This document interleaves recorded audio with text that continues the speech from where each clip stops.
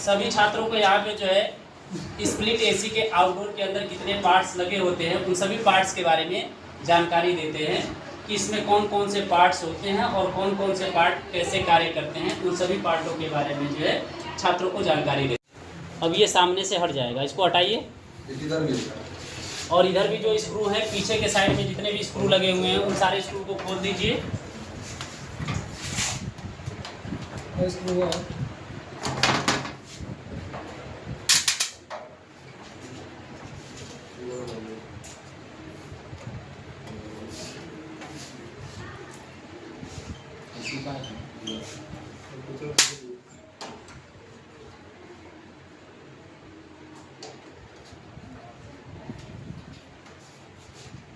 तो भी हटा लीजिए उठा करके,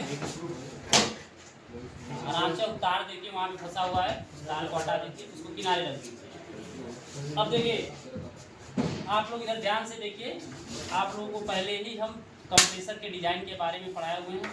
3 तरह के कंप्रेसर पढ़ाए हैं, जिसमें से ये बताए हैं कि 2 तरह के कंप्रेसर जो है एसी में यूज करे जाते हैं, जिनमें एक होता है रोटरी कंप्रेसर और एक होता है रेसिप्रोकेटिंग कंप्रेसर। ठीक है, तो अभी इसको थोड़ा सा और किनारे करिए, दोनों कंप्रेसर को एक साथ रख करके जो है हम आप लोगों को समझाएंगे कि दोनों कंप्रेसर्स में अंतर क्या है। ठीक है, वो जो रोटरी कंप्रेसर वहाँ पे रखा हो उसको उठा के लाइए।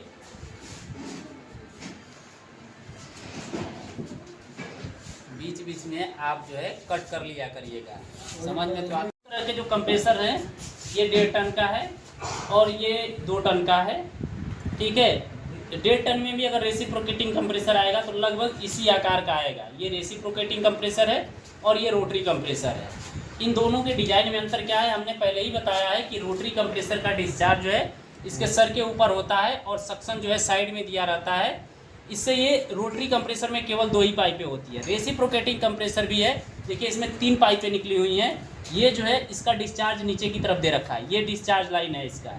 ठीक है, इसे इसका डिस्चार्ज लाइन मीडियम साइज में दे रखा है और ये जो है इसका जो है चार्जिंग लाइन दे रखा है। ये चार्जिंग लाइन है और ये देखिए ये इसका सक्शन लाइन है, यहाँ पे जो आप देख पा रहे हैं। तो इसमें 3 लाइनें जो हमने रेसिप्रोकेटिंग कंप्रेसर में कंपलसरी बता रखे हैं कि उसमें जो है चार्जिंग लाइन, सक्शन लाइन और डिस्चार्ज लाइन। डिस्चार्ज लाइन इसमें मीडियम होता है, चार्जिंग लाइन पतला होता है और सक्शन लाइन जो है मोटा होता है। और जो रेसिप्रोकेटिंग कंप्रेसर होता है उसके अंदर जो है डिस्चार्ज लाइन पतला होता है और सक्शन लाइन जो है मोटा होता है। ठीक है, अब इसके जो है रेफ्रिजरेशन साइकिल की तरफ देखते हैं कि रेफ्रिजरेशन साइकिल जो है कैसे वर्क करता है। बोलो जी, इस वायरिंग को हटा लेते हैं।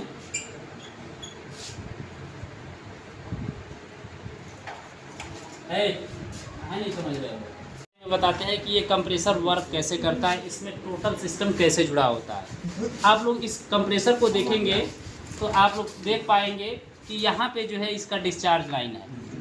ठीक है, यहाँ से डिस्चार्ज लाइन जो है निकल करके जो है यहाँ से होते हुए यहाँ पे आके 2 हिस्सों में हो गया है। देखिए यहाँ पे सिंगल में आया है और यहाँ पे 2 पाइप में हो गया है। अब 2 पाइप में होने का मतलब क्या है कि इसमें जब गैस आएगा तो 2 भागों में डिवाइड हो जाएगा, जिससे कि अधिक से अधिक गैस जो है इनमें जल्दी से जल्दी इस पूरे कंडेंसर में फैल जाएगा। ठीक है, और अधिक से अधिक गर्मी जब ये फैन चलेगी तो इधर से हवा खींच करके ये बाहर करता है, जिससे कि गर्मी जो है सारी बाहर आ जाती है। यहाँ से इन सभी पाइपों में गैस जो है घूमता है और यहाँ पे आप देख पाएंगे यहाँ से आ करके ये वापस से फिल्टर में आ गया। यहाँ से फिल्टर में आके देखिए इसमें 2 की संख्या में कैपलरी लगी हुई है और कैपलरी आके यहाँ पे जो इसका डिस्चार्ज वाला वाल्व है, देखिए ये दोनों कैपलरी जो है एक ही जगह पे ये डिस्चार्ज वाल्व में जुड़ी हुई है। ये इसको बोला जाता है वाल्व, इसको बोला जाता है सक्शन वाल्व और ये होता है डिस्चार्ज वाल्व। डिस्चार्ज वाल्व में आप देखेंगे कि एक ही पाइप होता है, यहाँ से गैस जो है इंडोर के लिए जाता है और उधर से जब रिटर्न आता है तो ये जो है इसका सक्शन लाइन दे रखा है। यहाँ से गैस वापस जो होते हुए इधर से होते हुए कंप्रेसर के अंदर चला जाता है। तो इसको क्यों इतना ही पे छोड़ दिया, तो इसको डबल करना चाहिए ना। ये जो है इसकी जितनी कैपेसिटी होनी चाहिए इतने में इसकी कैपेसिटी फुल हो चुकी है, इसीलिए उतने पे छोड़ दिया गया है। ठीक है, अब यहाँ पे जो है देखेंगे आप सक्शन वाल्व में जो है यहाँ पे चार्जिंग पिन बना रखा है। तो हम लोगों को स्प्लिट एसी में अगर गैस चार्जिंग करना होता है तो इस चार्जिंग पिन का इस्तेमाल करते हैं। यहीं से प्रेशर भरना, लीकेज चेक करना, वैक्यूम करना और गैस चार्जिंग करना, सारा कार्य जो है यहीं से किया जाता है। उसके बाद से ये जो चार्जिंग लाइन दे रखा है इसका इस्तेमाल स्प्लिट एसी में नहीं किया जाता है। स्प्लिट एसी में खोल के इस तरह से गैस चार्जिंग नहीं करी जाती है। इसको बाहर से, ये पूरी बॉडी जो अभी हमने खोली है इसकी पूरी बॉडी पैक रहती है और इसमें जो है यहाँ से चार्जिंग, ये जो लाइन दे रखा है यहीं से जो है गैस चार्जिंग करना या टोटल वर्क जो है जो प्रेशर भरने वाला होता है वहीं से किया जाता है। और यहाँ पे जो है वाल्व दे रखे हैं, इन वाल्व के अंदर एलन की लगा करके या वाल्व की लगा करके जो है इस गैस को यहाँ से खोला और बंद किया जा सकता है। क्योंकि जब खोल दिया जाएगा तो गैस जो है सर्कुलेट होने लगेगा इंडोर से, और जब उसको बंद कर दिया जाएगा तो इंडोर से सर्कुलेशन जो है गैस का बंद हो जाता है।